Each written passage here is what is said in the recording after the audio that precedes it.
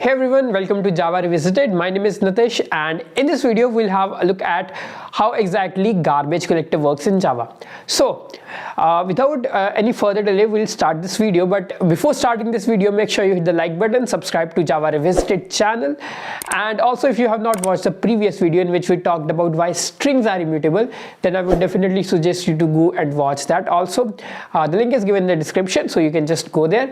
And without any further delay, let's have a look at today's topic, which is garbage collector in Java. Okay, so what is today's topic? It's very simple, and I believe there will be short video for this because garbage collector is very easy. Okay, so what is garbage collector? What exactly is it? It's basically in, first of all, Java. Okay, garbage collector is in Java.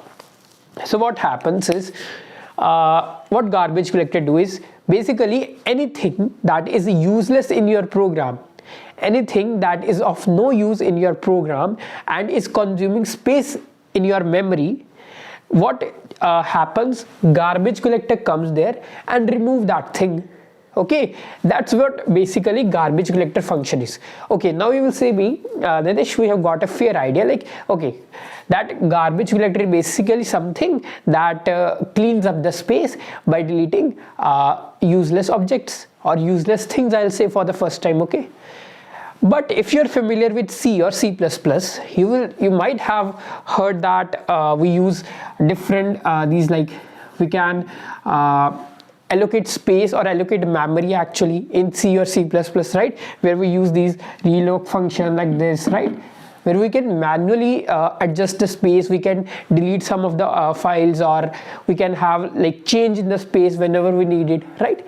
Then why in Java we have this garbage collector, while in C or C++ we have these type of realloc where we manually can reduce the space, or we can put something into this particular box and can increase the space or decrease the space according to our choice. So why in Java is garbage collector there?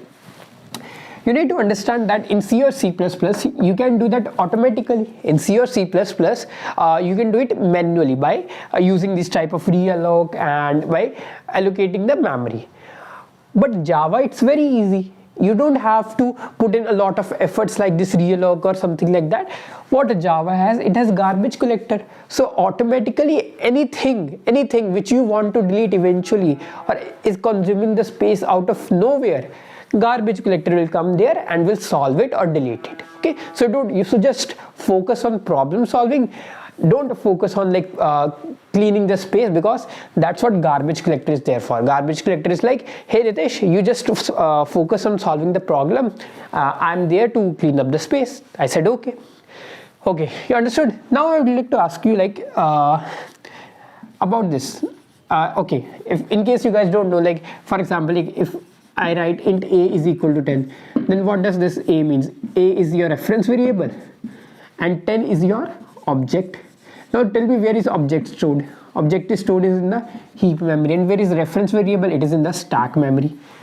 Understood? Now look at this. Object is stored in the heap memory. Cool. I would like to tell you that like I have object is stored where? Object is stored in heap memory. Okay, object is stored in your heap memory. Cool.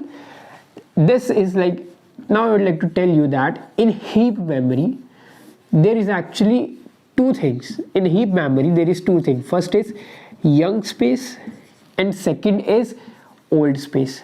Okay, in heap memory, like suppose this is your heap memory. Okay, this is your heap memory. So there is two space. First of all, this is your young space in heap memory and this is your old space. Okay, understood up to here? Now when we say objects are stored in the heap memory, we basically means that objects are stored in the young space in heap memory.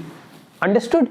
So objects are stored in the young space in the heap memory. That's what we mean. Now what garbage collector do? Garbage collector basically, let's understand this.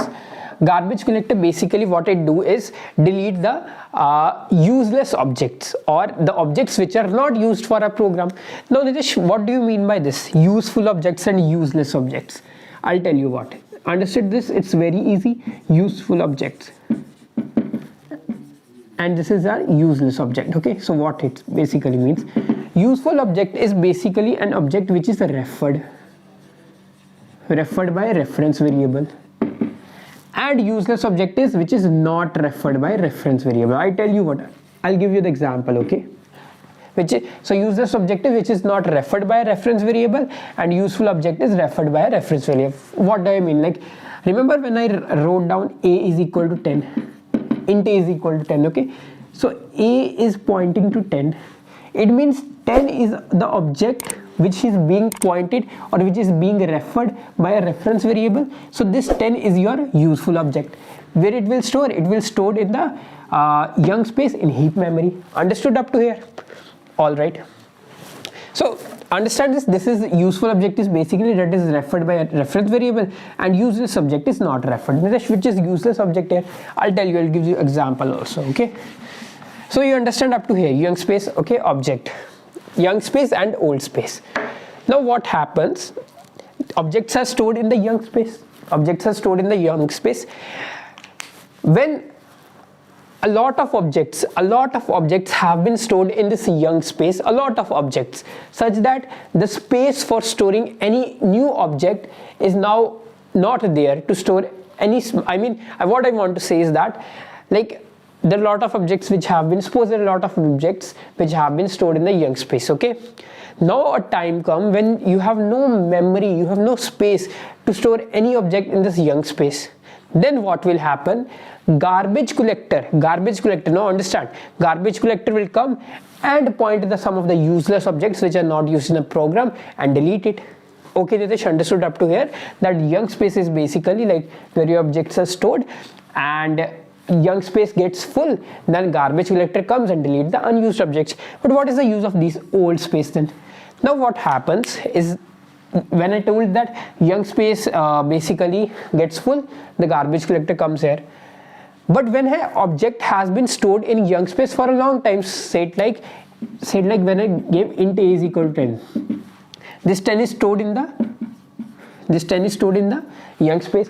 Now when this object 10 has been stored in the young space for a long time, what JVM will do, or what garbage collector will do eventually, it will transfer this object to old space.